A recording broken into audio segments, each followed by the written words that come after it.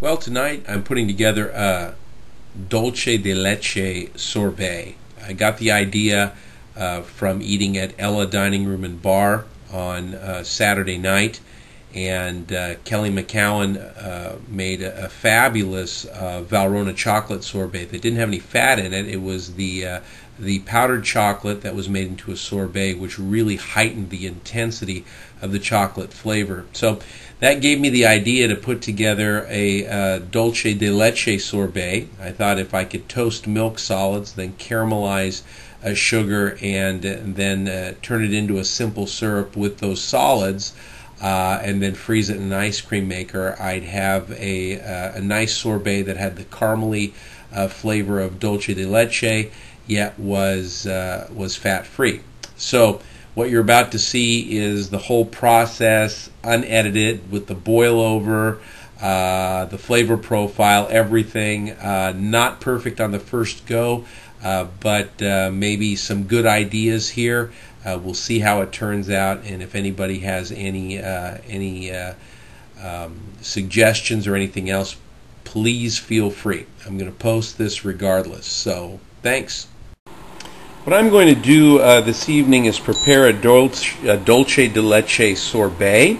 Last night we went to Ella's Dining Room and Bar in Sacramento and had this wonderful Valrhona chocolate sorbet. And the neat thing about this sorbet is that it was like a gelato, but really, really super intense as far as the chocolate flavor, because there was no fat in it, just the Valrhona cocoa powder, and then of course a sorbet made with a simple syrup.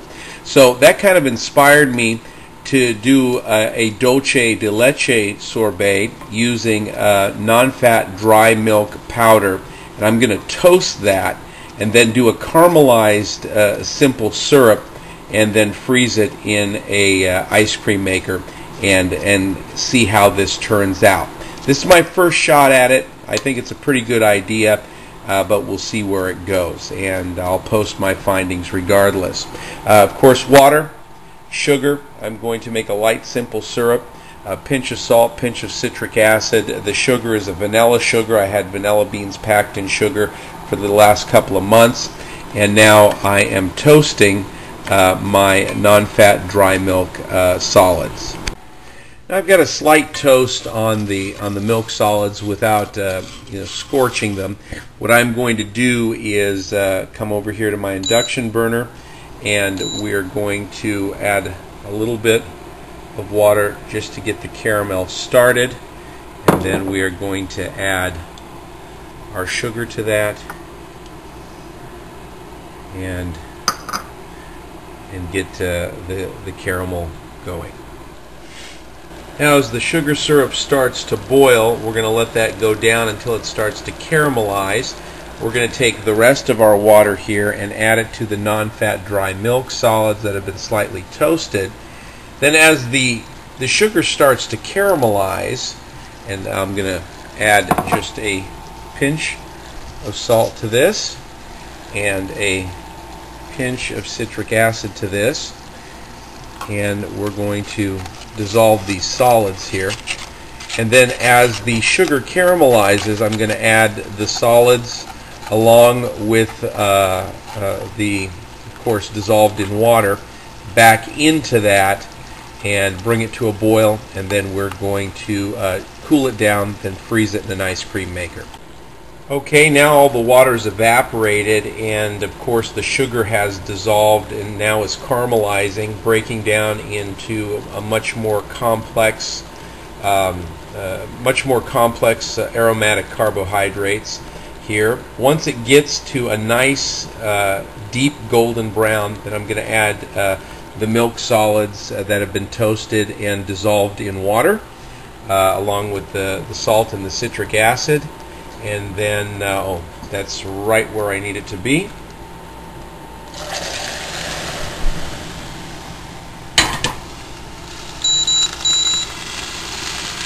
That overflowed just a little bit. Got a tiny bit of a mess to clean up. That's okay. And now we're going to allow that to dissolve. come to a boil, and then we will freeze it.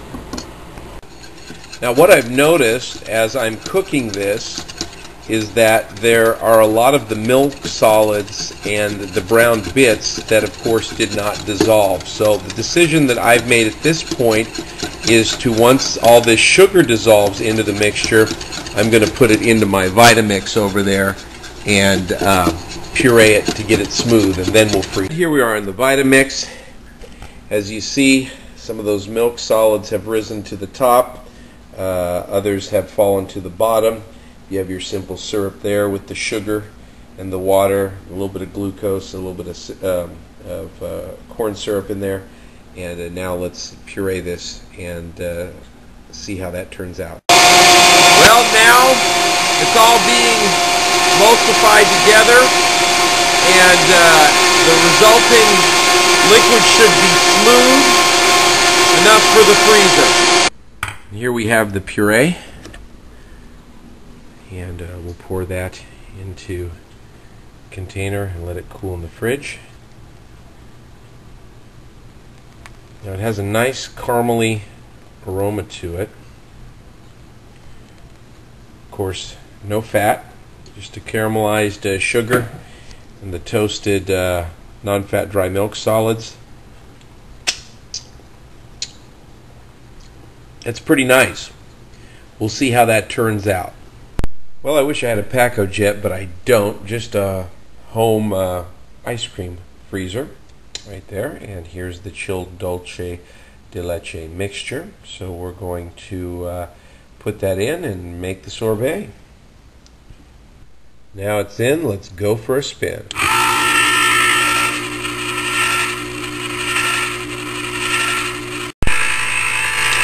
About 20 minutes later, it's nice and thick and creamy. We'll check it here in a second. Okay, let's stop this bad boy. And we'll take the lid off here. And have a taste.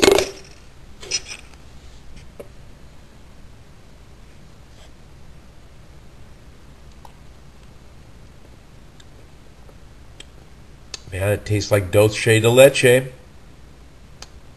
Not as rich, a little bit crisper. I think next time around maybe I'll go with just a tad less sugar, because without the extra fat that sugar really comes through. But it's light and it's nice and caramely, and we're going to go ahead and pack that and freeze it and enjoy that later.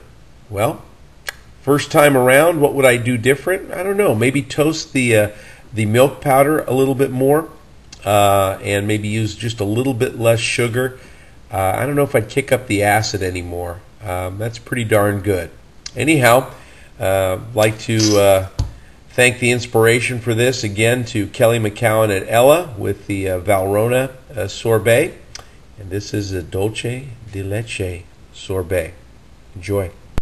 Now for this Dulce de Leche cappuccino, I'm going to use a milk frother to basically whip cream, not to give it volume, but just give it a little bit of viscosity to top the Dulce de Leche cappuccino. This does a really nice job. As you can see, this is getting nice and thick without taking on too much volume, almost like frothed milk in a cappuccino. And I'm not going to sweeten this because the Dulce de Leche sorbet has plenty of sugar in it.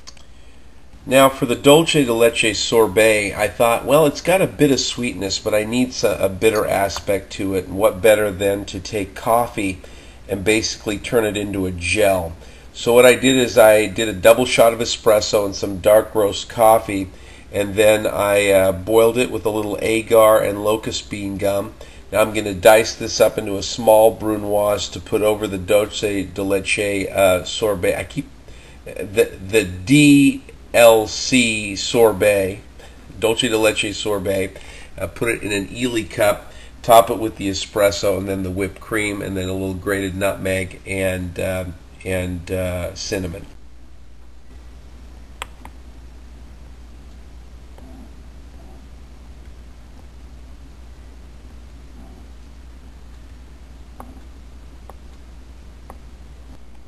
Here's the Dulce de Leche Sorbet.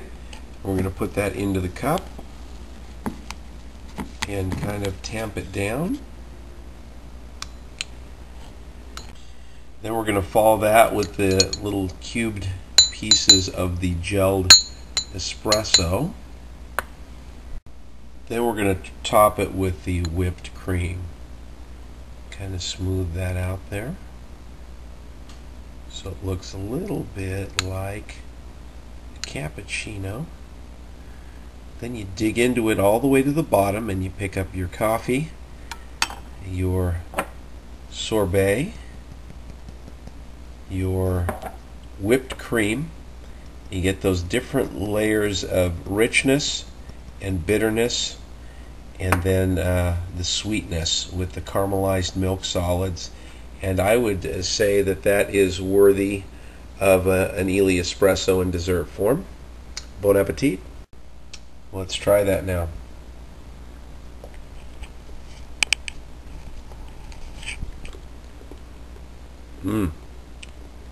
That's good. I think next time around I'll maybe go a little bit lighter on the locust bean gum and agar to make the espresso just a little bit more tender, but it's not unpleasantly chewy. It melts away nicely, and the sweetness of that sorbet really is enhanced by the bitterness of the coffee. So a dessert you may want to try out. Enjoy. I know I will.